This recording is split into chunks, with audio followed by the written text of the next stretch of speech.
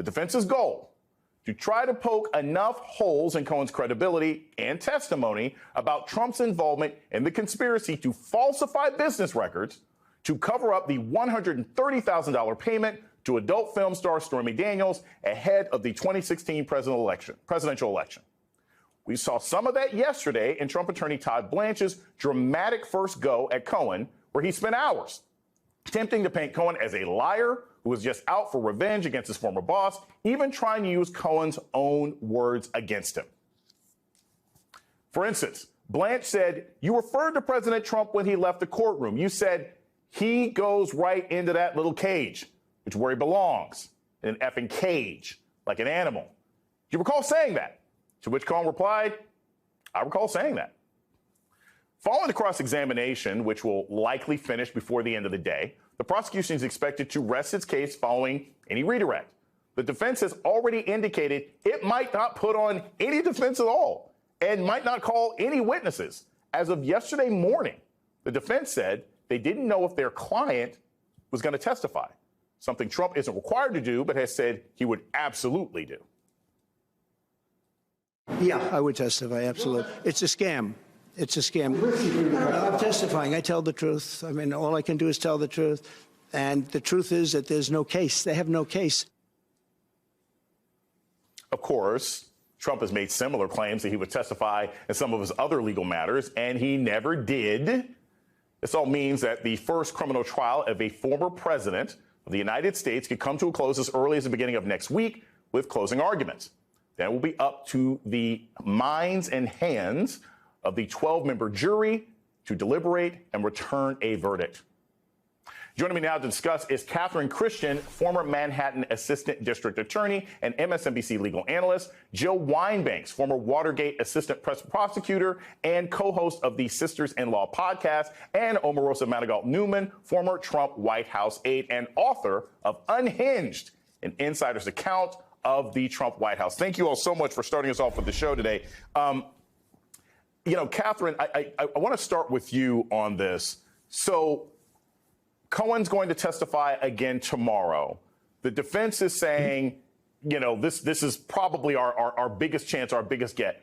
Where are they right now? Do they have Michael Cohen on the ropes? Does this appear to be a situation where they're knocking down the main witness? Where do you think they stand? Where do they seem like they think they stand? They don't have him on the ropes. What they've successfully done, if you can call that, is bring out some information about the hatred of Donald Trump that Michael Cohen has, and he just needs to own that wasn't brought out by the prosecution. And the prosecution did a very good job of bringing out Michael Cohen's convictions and other information. But they have a whole day tomorrow. What they're trying to do is not just poke holes. They're trying to destroy Michael Cohen's testimony. They're going to be charged, the jurors are going to be charged at the end of the summations, that if they don't believe witnesses' testimony in one material fact, they can disregard the entire testimony. However, the prosecution in this case did a very, very good job of providing enough corroboration for Michael Cohen, enough circumstantial evidence against Donald Trump for his guilt, that really they can attack Michael Cohen's credibility, and the jury could still find that they have proven beyond a reasonable doubt that Donald Trump is guilty. Omarosa, I want to read something to you. There's this really interesting idea that the prosecution has talked about accomplice liability to sort of explain their case theory, right? So basically what they've said is, let's say a hitman hires, or a husband hires a hitman to kill his wife, and the husband may not be present when the hitman actually carries out the murder, but the husband is every bit as guilty as the person who pulled the trigger, even though he wasn't there. Can you follow that kind of logic, right? And a lot of the jurors said they did. You're the only one tonight who's actually worked with Donald Trump and seen how he works. Is that an effective and a realistic sort of allegory for how he operates? Is he a guy who gets his fingers in the spaghetti himself, or is he a person who often sort of sends other people out to do his dirty work so that he has plausible deniability later on?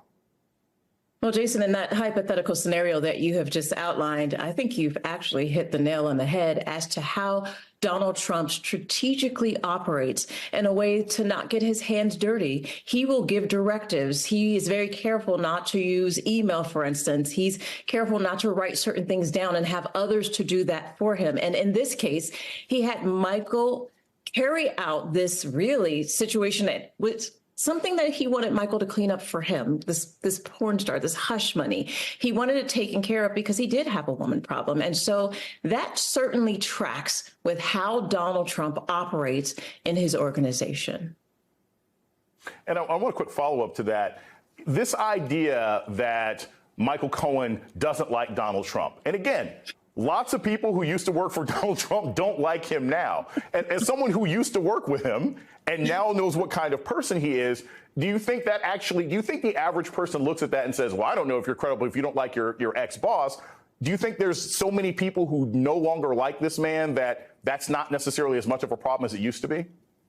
Well, Jason, to that point, let's just start at the very top. His own vice president doesn't support him and like him. Half of his cabinet doesn't support him and like him.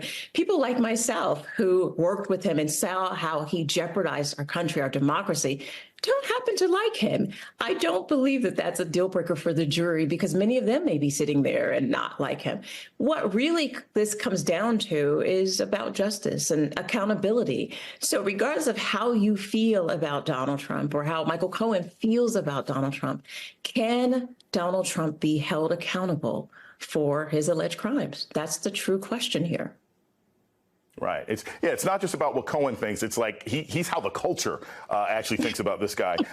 You know, Joe, I want to ask you this. So one of the things that I also think is a key piece of evidence here, if you're ever going to have a question about whether Trump did this or whether he was involved, is this handwritten note from Alan Weisselberg. And this is amazing to me that, again, you know, I'm thinking of The Wire. I can't believe you're taking notes on a criminal conspiracy here. It's a bank statement from First Republic with handwritten notes from Alan Weisselberg on how to reimburse Cohen. $180,000 grossed up to $360,000 with an additional $60,000 bonus added together and divided by 12 months. The total amount Weisselberg, I mean, the guy writes the whole thing out here and makes it clear that Cohen couldn't have been operating on his own because he was expecting reimbursement. Is this the kind of thing that a jury will see and be able to connect the dots, or do they still need to be handheld? Because to me, this seems pretty obvious. I think you'd be a great juror because it does connect the dots, but so does Michael Cohen. And so does all of the other witnesses that have woven a web that you can see how everything fits together. And it's not just Michael Cohen, who came across, I think, outperformed what everybody expected and will be believed by the jury. But he'll be believed partly, as you noted, because they have built a foundation around him that shows how everything he's saying is true and that the additions that he makes are the only logical conclusions you could draw from the foundation that's been built. When he says, yes, he knew about it. Yes, he knew there were false records. Those are things that the foundation has made it clear fit together. And so I think that he will be believed and that there will be a jury that believes this is the case where all the elements have been satisfied, that Donald Trump knew about the payment, he knew it was intended to help his election, and knew that the records were falsified so that he could get a tax benefit, so that it would be concealed, so that no one would know that he was doing an election violation. Joe, I want to stay with you for a minute. So there was a congressional hearing today on the weaponization of government that you testified in. I want to play some sound from this, get your thoughts on the other side. Mr. Costello, is Michael Cohen a liar? That doesn't begin to describe him. He lies at every opportunity when it's in his favor. He said, I didn't want to embarrass Melania Trump. He said, that's why I decided to take care of this on my own. Right. I went back to that several times. You did this on your own? On my own. Did Donald Trump have anything to do with it? No. Did you get the money from Donald Trump? No. From any of his organizations? No. From anybody connected to Donald Trump? No. Joe, first off, just talk a little bit about what your testimony was in this hearing. And second, you know, what purpose? I mean, what purpose do the Republicans really think they're accomplishing with this sort of C-SPAN marathon of a hearing that nobody else is going to pay attention to? Well, first, let me say, Jason, you're making me relive one of the worst days of my life. It's so hard to sit there and not respond to the nonsense that's going on. The three Republican witnesses, but maybe especially Mr. Costello, it was painful. And to me, it was so obvious that on this day, they picked to assassinate the character of Michael Cohen. It was outrageous, everything he said. My testimony related to, they have called this hearing a lawfare weaponization of government. And honestly, other than Lawfare blog, I had to look up what lawfare meant. And it meant using the institutions of government to take down an opponent. And to me, this hearing was actually lawfare. They were doing it to hurt the ongoing trial, to interfere in this particular trial. My testimony was more about the fact that it used to be that facts mattered, and that the distinctions between the indictment decisions of the special counsel for Mr. Trump and for President Biden are based on not a different standard, but on different facts. And that if anyone would pay attention to the facts, it was justified to make the decision that you would not indict President Trump. And it left you no decision except to indict Mr. Trump, because Mr. Trump not only concealed, he hid, he obstructed. Those are the reasons that the aggravating factors lead to a indictment. And so it was, my point was, no one is above the law, including a former president. And that the differences in decisions have nothing to do with the Department of Justice cheating or showing a bias. It has to do with the facts that apply to the standard. So the standard's the same. There's no weaponization. And I thought that the testimony attacking Michael Cohen was completely unfair. Donald Trump had a day off from court today, but on Tuesday, the political plastic showed up, still trying to make fetch happen. A collection of puppets swearing there are no strings attached and hoping they show enough loyalty to Trump to be VP, and it's gonna be them. The Red Tie Gang followed the example set by other Trump surrogates who showed up in New York this week, including House Speaker Mike Johnson. The judge inside, his daughter is making millions of dollars running against Donald Trump, raising money for Donald Trump's political opponents. I'm sitting there listening to a guy on the stand that they had to get out of house arrest because he lied in another court. The judge's own daughter is making millions of dollars doing online fundraising for Democrats. You've got relatives of the judge that are benefiting financially. The only thing that's being done wrong is by this judge. His daughter's making money, raising money for Democrats. The real bookkeeping that we need accounting of is Judge Merchan's own family member collecting millions of dollars as a Democratic operative.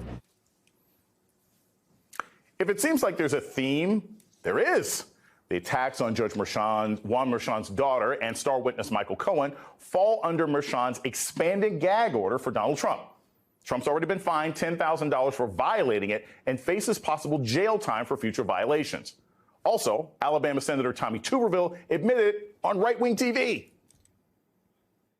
Hopefully we have more and more senators and congressmen go up every day to represent him and be able to go out and overcome this gag order. And that's one of the reasons we went, is to be able to speak our piece for President Trump. Meanwhile, New York Magazine journalist Andrew Rice told our colleagues last night that he witnessed something interesting in the courtroom. Well, in court yesterday, actually, I was sitting close enough that I could actually look over Trump's shoulder and see what he was reading. At one point, he was actually reading the quotes that these individuals were, and going through and making notations with a pen on the paper. Before or after? While testimony was going on, while Michael Cohen was testifying against him, he was actually going through and annotating and editing the quotes that these people were going to say. Look, NBC News can't independently confirm Rice's personal testimony, but it's worth noting, regardless, that Judge Merchan's expanded gag order bars Trump from making or directing others to make public statements about witnesses and the family of courtroom participants. Joining me now to discuss is Yodit Tewolde, former prosecutor and criminal defense attorney, and Brian Tyler Cohen, MSNBC contributor and host of the No Lie podcast. Yodit, I will start with you. So, look, this is confusing to me. Okay. I thought we were at a point where nobody liked ghostwriters anymore, but clearly that's what Donald Trump wants to do here with these puppets that he's got outside. Who is that actually helping? Because it would seem to me, maybe the jury doesn't know that he's doing this, but I don't know that the public would necessarily like it. It's not necessarily going to affect the prosecution at all. What's the value of having these surrogates out there talk smack about the judge who's overseeing the case that you're in? Well, it's clear that Donald Trump only cares about his campaign. That's all he cares about, right? Mm-hmm. The jury is not looking, they're not supposed to look at media at all about this trial. These individuals that are walking in the front row, in the courtroom being disruptive while Michael Cohen's testifying is not appropriate, but I don't think the jury actually knows who they are, right? What would matter for the jury, I think, is to see Donald Trump's family, not politicians, right? To see his family support him through this, I think would win big with the jury, but of course, there's no family members there. I think maybe one of his sons were present. I'm not sure, but this is purely to influence the election because he can't be out on the road campaigning like he wants to because he's a criminal defendant. Brian, this is the other part that gets me. So the criticism from all of these sort of no strings attached puppets, right? That Donald Trump these little right-wing NPCs. Yes, his little right-wing NPCs that he's got. It's going to be me. They're all hoping to be picked for VP. They're complaining that Judge Merchan's daughter is making money off of this, and yet Laura and Eric Trump they're fundraising off of this. They literally filmed an ad inside the courthouse with Trump's red tie surrogates and an appearance from Donald Trump. I mean, I know hypocrisy is not new here, but again, who is the audience for this? Because it seems to me that this seems to weaken whatever argument that the NPCs are playing. Yeah, I mean, there's gambling in this casino, right? I think at this point, Donald Trump is just vying to win in the court of public opinion. Mm-hmm. And we've seen reporting also that he's instructed his attorney to go harder against the witnesses, harder against Stormy Daniels. Obviously not something that's going to redound to his benefit as far as the jury is concerned. Right. But I don't think he really cares about that. This whole thing, to your exact point, is that this is all about the campaign. And Donald Trump is just trying to win a campaign. This is all an extension of his campaign. And if he wants to campaign as the tough guy, then he's going to do whatever he has to do in the courtroom or out to seem like the tough guy. Yodit, what's my strategy? I'm a Trump defense attorney. Okay. I went at Michael Cohen, right? He didn't break, right? He didn't break so far. So far. What's the thing that if I am Trump's defense attorney, I've got to get out of Michael Cohen to save my case? Because he's the guy. He's the person that if you can discredit him, hopefully the whole thing falls apart like Jenga. I think what they're trying to do is bring out the Michael Cohen that he is outside of the courtroom, who he has been, right? Well documented how much he hates Trump, especially on his podcasts, his books, anywhere he can talk in the media, he's talking about Trump and he's talking about how he wants him to go to prison. What we have seen so far on direct with Michael Cohen is a calm, cool, collected. He's been rehearsed. He's been, the prosecutors worked with him over the past year about how he's going to answer these direct questions. But on cross-examination, what the defense wants to do is rattle him. They want the jury to see the bad side of Michael Cohen, right? To react. And I'm not sure if they did that on their first day at cross-examination. I think because the defense has so much to work with, they have so much in their arsenal, I don't think that they really landed some major punches, but they get another chance tomorrow, and what they want to do is get him out of character and really catch him in a lie as well. So here's the thing. Michael Cohen's been very clear about this, right? He doesn't like Trump. I hate the way that you walk, the way that you talk. He's made it really clear for years now. He can't stand this guy. Does that necessarily make you less credible? The man went to jail. I mean, I don't. So you're saying that doesn't necessarily even help? The first question that the defense asked Stormy Daniels when they were cross-examining her is, do you like the defendant? Or do you hate the defendant? And she said yes. That gave her points because she could have lied and said, well, I don't have any ill will towards a man, but she was being honest about her feelings. So it's well documented, I think, throughout the entire testimony or prosecution's case through other witnesses. His social media, just a few days before he took the stand, he was wearing a T-shirt with Donald Trump in an orange jumpsuit behind bars. So it's very well documented. I don't think that really matters. I think what they need to do is produce, his lies. I think he might have lied on Tuesday. Right. If he lied on Tuesday, he could be lying to you. So you can't believe anything that this man says. He has motive. He has a personal and financial investment in seeing Donald Trump get convicted. And so that's what they want to keep, really demonstrating to the jury and make that argument in closing arguments.